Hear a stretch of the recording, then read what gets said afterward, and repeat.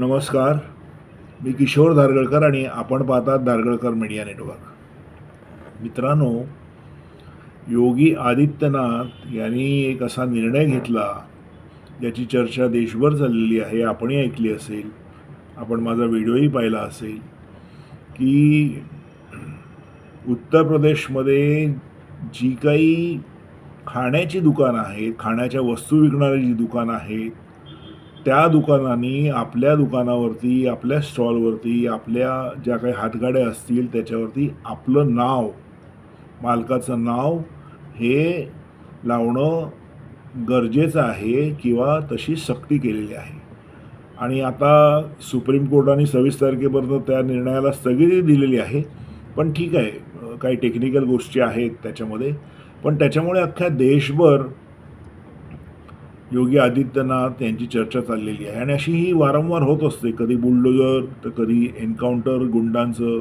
ह्या सगळ्या निमित्ताने योगी आदित्यनाथ त्यांची देशभर चर्चा होते. देशभरातले नागरिक जेव्हा आपल्या राज्यामध्ये अशा काही घटना घडतात तेव्हा असं म्हणतात की आमच्या इकडे योगी आदित्यनाथ असायला हवे होते. महाराष्ट्रामध्येही लोकांची इच्छा आहे की जो कोणी मुख्यमंत्री येईल, पुढचा असेल किंवा आताचे मुख्यमंत्री असतील, त्यांनी आपली जी धोरणं आहेत ती राबवताना विशेषतः कायदा आणि सुव्यवस्थेच्या बाबतीतली ही योगी आदित्यनाथ यांच्यासारखी राबवायला हवी होती.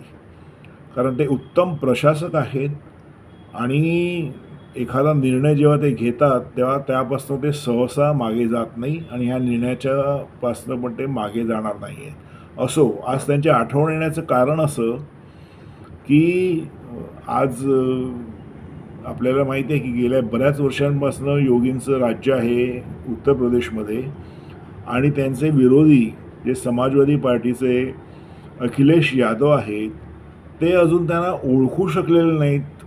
हा आजचा विषय आहे मित्रांनो.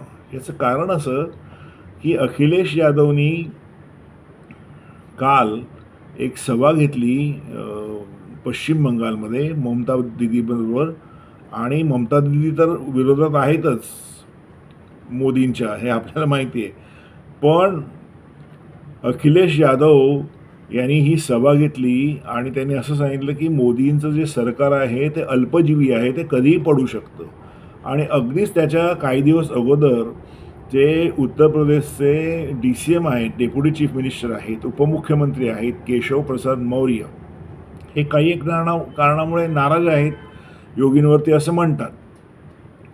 तर त्यांना मान्सून ऑफर दिली या अखिलेश यादवनी ट्विट करून आणि त्यांना असं सांगितलं की मान्सून ऑफर मी तुम्हाला देतोय, तुम्ही तुमच्या पक्षातले 100 आमदार घेऊन जर आमच्याकडे आलात तर आम्ही तुम्हाला मुख्यमंत्री बनवू. बघा, म्हणजे लोकशाहीमध्ये एक निवडून आलेल्या सरकारला उघडपणे त्याच्यातल्या एका नेत्याला अशी ऑफर द्यायला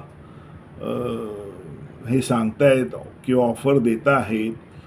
आणि हीच लोक संविधान खतरे में आहे अशी बोंबा ठोकत गेल्या काही दिवसापासून फिरत आहेत. विशेषतः लोकसभेच्या निवडणुकीच्या सुरुवातीपासून ते परवापर्यंत अधिवेशनामध्ये सुद्धा ह्यांनी अख्खं अधिवेशन मागचं फुकट घालवलं संविधान करून. असो, आता मित्रांनो प्रश्न असा आहे की अखिलेश यादव यांच्या पक्षात काय घडते आहे. तर अखिलेश यादव यांचे जे काका आहेत ज्यांच्याबरोबर त्यांचं कायम वितुष्ट राहिलेलं आहे, शिवपाल यादव. आणि शिवपाल यादव हे अतिशय स्ट्रॉंग व्यक्तिमत्व आहे समाजवादी पार्टीमध्ये. आणि जेव्हा त्यांचे बंधू मुलायम सिंग यादव जेव्हा मुख्यमंत्री होते तेव्हा हे शिवपाल यादव शॅडो मुख्यमंत्री होते असं म्हणतात. एवढे अधिकार त्यांच्या हातात होते.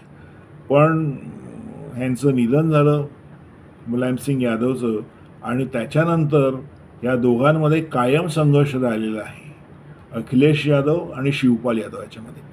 आणि आता सांगायचं कारण असं की गेल्या काही दिवसापासून हे शिवपाल यादव हे काकासाहेब जे आहेत ते गायब झालेले आहेत. कोणालाच माहिती नाही ते कुठे आहेत. आणि असं म्हणतात की ते जवळजवळ 40 आमदार आणि त्याच्या निम्मे म्हणजे 18 ते 20 खासदार घेऊन भारतीय जनता पक्षात येण्याची शक्यता आहे आणि त्यांना उपमुख्यमंत्री केलं जाणार आहे. जो फॉर्म्युला भारतीय जनता पक्षाने महाराष्ट्रात वापरलेला तो कदाचित उत्तर प्रदेशमध्ये वापरण्यात येईल. म्हणजे एका बाजूला अखिलेश यादव स्वप्न बघत आहेत की आपण मोदींचं सरकार पाडू किंवा योगींचं सरकार पाडू, आणि एका बाजूला अगदी शांतपणे जी काही मंडळी आहेत भारतीय जनता पक्षातली ते असा प्रयत्न करत आहेत की शिवपाल यादव यांना घेऊन समाजवादी पार्टी जी आहे त्याची अवस्था जशी NCPची झाली महाराष्ट्रामध्ये तसं करण्याचा प्रयत्न आहे असं म्हणतात.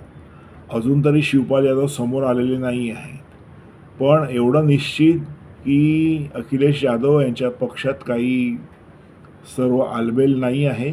आणि शिवपाल यादव आता नाराज होण्याचं कारण असं आहे की अखिलेश ज्या रीतीने केशवप्रसाद मौर्यांना आणायला बघतायत आपल्या पक्षामध्ये, म्हणजे जेणेकरून शिवपाल यादव यांचं जे काही महात्म्य आहे ते कमी व्हावं, पक्षामध्ये महत्त्व कमी व्हावं, ही एक योजना आहे अखिलेश यादव यांची. त्याचबरोबर अखिलेश यादव दिल्लीत गेले आहेत खासदार म्हणून, त्यामुळे विरोधी पक्षनेतेपदाचं जे पद रिकामे झालेलं आहे ते शिवपाल यादव यांना वाटलेलं की आपल्याला मिळेल, पण तसं काही होताना दिसत नाही. त्याच्यामुळे नाराज झालेले काकासाहेब जे आहेत ते गायब आहेत आणि ते कुठल्याही दिवशी भारतीय जनता पक्षामध्ये उगवू शकतात अशी आताची तरी अपडेट आहे. बघू मित्रांनो, उत्तर प्रदेश हे आपल्याला माहिती आहे की सगळ्यात मोठं राज्य आहे. उत्तर प्रदेशामध्ये ज्या घटना घडतात त्याचा देशाच्या राजकारणावर परिणाम होतो. आपलं लक्ष असेल या घटनेवरती, आपण चर्चा करूच. मित्रांनो, आज इथेच थांबतो. माझा व्हिडिओ जर तुम्हाला आवडला तर लाईक करा, शेअर करा, माझ्या चॅनलला सबस्क्राईब करा. धन्यवाद.